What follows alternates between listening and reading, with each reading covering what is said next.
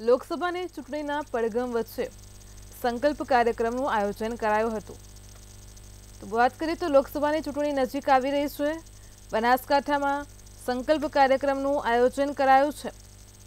તે દરમિયાન મોટી સંખ્યામાં કાર્યકર્તાઓ જોવા મળ્યા હતા।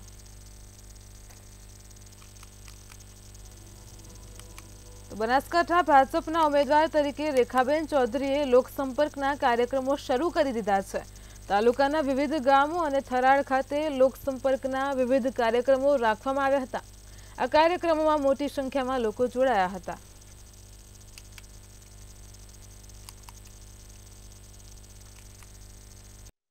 આજે થરાદ ખાતે મારે પ્રવાસ થયો હતો 4 તાલુકામાં।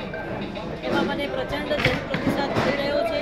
બહુ મોટી સંખ્યામાં લોકો ઉમટી પડ્યા હતા અને એમના ખૂબ આશીર્વાદ મળ્યા છે। વડીલો હોય, સંતો હોય, ભાઈઓ બહેનો માતાઓના ખૂબ આશીર્વાદ મારી જોડે છે અને એના ઉપરથી મને પૂરો વિશ્વાસ છે કે અમે બનાસકાંઠા વતી ભવ્ય વિજય મેળવી 5 લાખથી વધુની લીડ મેળવી અને મોદી સાહેબના ચરણોમાં એક કમળ જરૂરથી દબાવીશું।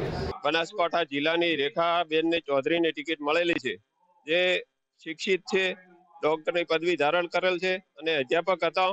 એટલે શિક્ષણ તરીકે આપણને એમનો ફાયદો મળશે અને જે મોદી સાહેબે એમના ઉપર વિશ્વાસ મૂક્યો છે એ વિશ્વાસને આપણે ખરો ઉતારીશું